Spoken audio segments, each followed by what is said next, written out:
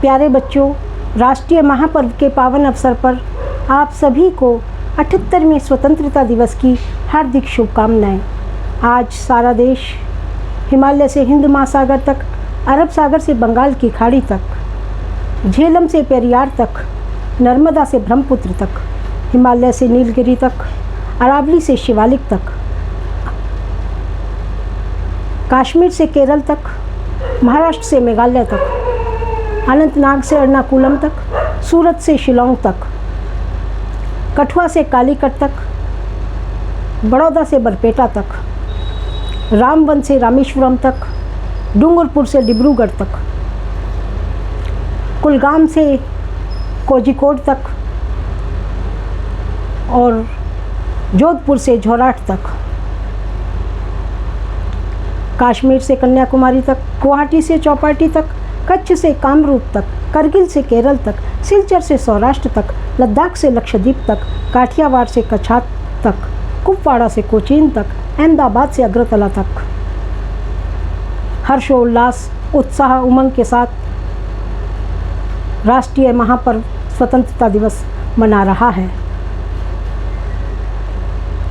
हम पौने 200 वर्षों तक गुलामी की जंजीरों में जकड़े रहे। पराधीन सपनों सुख नहीं, पराधीनता तो सपने में भी सुख नहीं देती।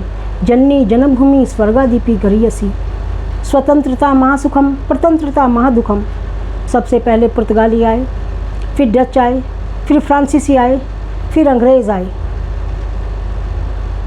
हम पौने 200 वर्षों तक गुलामी की जंजीरों में जकड़े रहे, प्रतंत्रता की बेड़ियों में बंधे रहे। प्यारे बच्चों, डच नीदरलैंड के निवासी होते हैं और नीदरलैंड का पुराना नाम हॉलैंड है। तो इस प्रकार सबसे पहले पुर्तगाली आए, फिर डच आए, फिर फ्रांसीसी आए, फिर अंग्रेज़ आए। 1757 की प्लासी की लड़ाई ने अंग्रेजी शासन के बीज बो दिए। 1764 के बक्सर के युद्ध ने अंग्रेजी शासन की स्थापना की।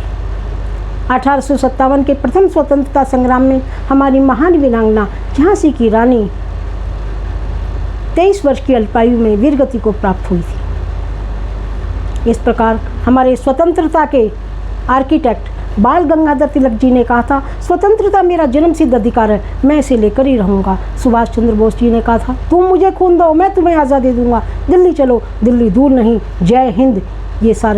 ये नारा पूरे राष्ट्र का नारा बन गया। शहीद भगत सिंह ने कहा था, इनकलाब जिंदाबाद। और राम प्रसाद बिस्मिल ने कहा, सरफिरोशी की तमन्ना अब हमारे दिलों में है, देखना है जोश कितना बाजुए कातिल में है। चंद्रशेखर आज़ाद जी ने, हम आज़ाद हैं, आज़ाद रहेंगे और आज़ाद ही मर जाएंगे। और गांधी जी ने डू एंड डाई की पॉलिसी को अपनाया। पिटीशन, प्रेयर और प्रोटेस्ट के द्वारा भी स्वतंत्रता के आंदोलन में योगदान दिया गया। इस प्रकार हम पौने 200 वर्षों तक गुलामी की जंजीरों में जकड़े रहे, प्रतंत्रता की बेड़ियों में बंधे रहे। 8 लाख शहीदों ने अपने जीवन का बलिदान किया, अपने प्राणों की आहुति दी, तन मन धन से देश के लिए न्यौछावर हो गए। परिणाम स्वरूप 15 अगस्त 1947 को अर्धरात्रि की बेला में भारत विश्व के मानचित्र पर एक संप्रभुता संपन्न राष्ट्र के रूप में स्थापित हुआ।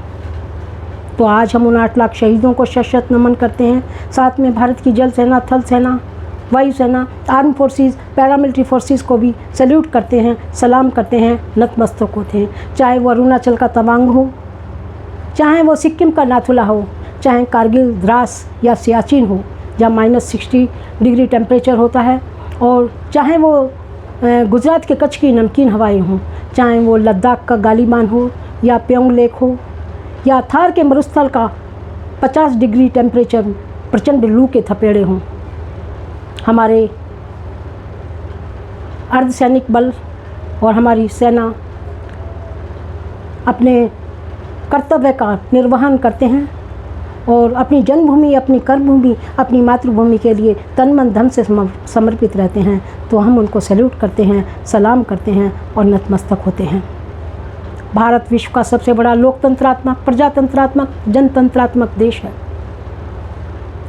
यहाँ लोकतंत्र चमक रहा है और 2047 में भारत विकासशील से विकसित राष्ट्र बनेगा और हमारी एकता, अखंडता, संप्रभुता और शांति और सौहार्द बना रहे, ऐसी हम आशा करते हैं।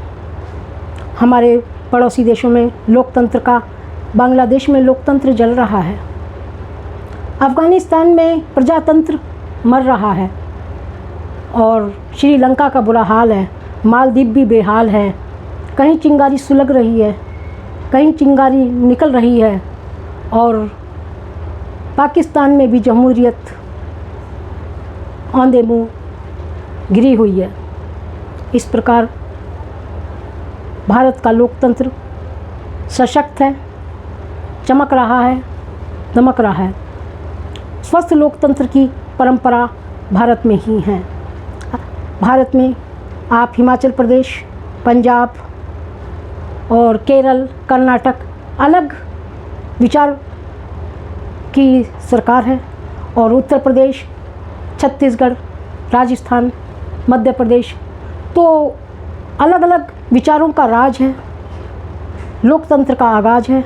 ये इस सफल लोकतंत्र की परिभाषा को परिभाषित करता है। तो इस प्रकार 2047 में भारत विकासशील से विकसित राष्ट्र बनेगा, उन्नति के शिखर पर छुएगा, प्रगति के पथ की ओर प्रशस्त होगा, विकास की नीति नई ऊंचाइयों पर पहुंचेगा। ये of the people, by the people, for the people, यह इब्राहिम लिंकन की एक सशक्त परिभाषा है और हमारी ऐसी आशा है कि भारत एक दिन बहुत बड़ी आर्थिक शक्ति बनकर उभरेगा। रूस और यूक्रेन का कहर जारी है, आपस में लड़ाई आम जनता पर भारी है। इज़राइल और हमास का भी मानवीय क्षति युद्ध के द्वारा हो रही है। यह भी तो इसी प्रकार भारत में शांति भी है, सौहार्द भी है और एक सशक्त लोकतंत्र की परिभाषा को लिंकन की परिभाषा परिभाषित करती है। तो भारत की डेमोक्रेसी ब्राइट है, लोकतंत्र की चमचमाती लाइट है। भारत की डेमोक्रेसी ब्राइट है, लोकतंत्र की चमचमाती लाइट है, जनतंत्र की सुंदर साइट है, प्रजातंत्र की ऊंची हाइट है, जनता का माइट है, of the people, by the people, for the people. यह सशक्त परिभाषा हमारी सशक्त लोकतंत्र को परिभाषित करती है। इस प्रकार अंत में मैं माखनलाल चतुर्वेदी जी की 2 पंक्तियों के साथ, चाहा नहीं मैं सुरबाला के गहनों में गूथा जाऊं, चाहा नहीं मैं बिंद प्यारी की माला बनना चाहूं, चाहा नहीं मैं देवताओं के सिर पर बैठे ठहराऊं, चाहा नहीं मैं सम्राटों के शव पर हे हरि डाला जाऊं, मुझे तोड़ लेना वनमाली, उस पथ पर तुम देना फेंक, मातृभूमि पर शीश चढ़ाने जिस पथ जाएं वीर अनेक, शहीदों की चिताओं पर लगेंगे हर वर्ष मेले, वतन पर मिटने वालों का यही अंतिम निशा होगा। शहीदों की चिताओं पर लगेंगे हर वर्ष मेले, वतन पर मिटने वालों का यही अंतिम निशा होगा। शहीदों को नमन, शहीदों की माँओं को भी सशक्त नमन, जिन्होंने देश को दिए ऐसे महान रत्न।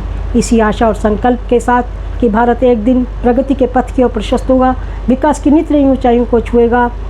जय हिंद, जय भारत, धन्यवाद।